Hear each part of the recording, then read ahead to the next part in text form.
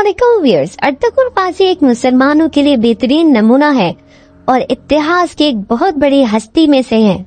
ये उस जमाने की बात है जब मुसलमानों का तख्त जमीन के बजाय सातवें आसमानों पर हुआ करता था, यानी मुसलमानों की दाद बैठी हुई थी लोगों के दिलों पर। अर्तुगरुल गाजी ने न सिर्फ मुसलमानों की हुकूमत 600 साल तक कायम की, बल्कि उन्होंने मुसलमानों की शुजामंदी की वो बुनियाद रखी कि कोई उसके आगे टिक ना सका। आखिर जब भी अर्तुगरुल गाजी का ड्रामा आया तो क्या हुआ कि 20 से 25 मुमालिक में इसको बैन कर दिया गया और तुर्की के सदर पर इल्जाम लगाया गया कि वो इस ड्रामे के जरिए मुसलमानों को बहका रहे हैं।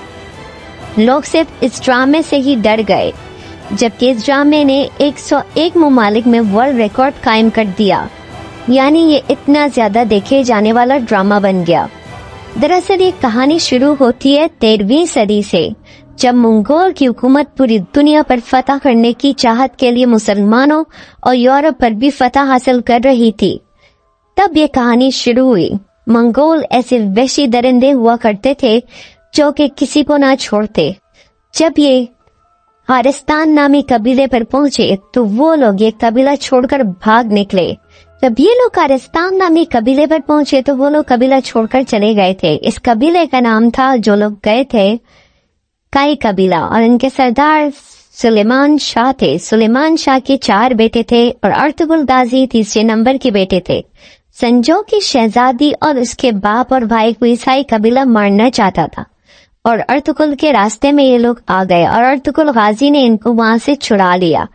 अर्तुगरुल गाजी का सबसे बड़ा कारनामा ये था कि इन्होंने ईसाइयों के कबीलों को फतह कर लिया था, जहां से मुसलमानों के खिलाफ साजिशें होती थीं। तारीख की बात है कि दरिया फरात पार करते हुए अर्तुगरुल के वालिद की मौत हो गई। फिर उसके बाद अर्तुगरुल को लोगों ने अपना सरदार मुकर्रर कर लिया। फिर उसके बाद इनके 2 भाई इनसे अलग हो गए और ये अनातोलिया चल पड़े अपने छोटे भाई के साथ। दास्तान में अर्तुगरुल ने देखा कि 2 लोग आपस में जंग कर रहे हैं, एक संजोग के लोग और एक मंगोल, और अर्तुगरुल ने कमजोर लोग यानी संजोग लोगों का साथ दिया।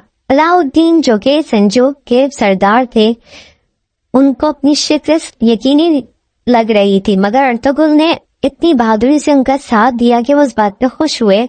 उन्होंने शहर मंगोला और अंगारा इनको तोहफे में अता कर दिए। अर्तुगरुल ने रोमी और मंगोल पर भी अपना खौफ तारी कर दिया और फिर अर्तुगरुल के घर एक लड़का पैदा हुआ जिसका नाम था उस्मान। ये उस्मान वही उस्मान है जिसके नाम पर सल्तनत उस्मानिया वजूद में आई। उस्मान अपने ईमान और ताकत की वजह से जगह जगह मशहूर होते गए और इनकी सल्तनत 3 बड़े आज़मों तक फैल गई। और आपको जानकर हैरानगी होगी कि उस जमाने में सल्तनत उस्मानिया में आज के जो 40 देश हैं वो मौजूद थे। कई लोग आए और सल्तनत को कायम रखा, मगर 1923 में इस सल्तनत को साजिशों पर तहत मुकम्मल खत्म कर दिया गया। मतलब सल्तनत उस्मानिया खत्म कर दी गई। अगर मेरी ये वीडियो पसंद आई हो तो मेरी वीडियो को लाइक कर दीजिएगा और अपना बहुत ख्याल रखिएगा।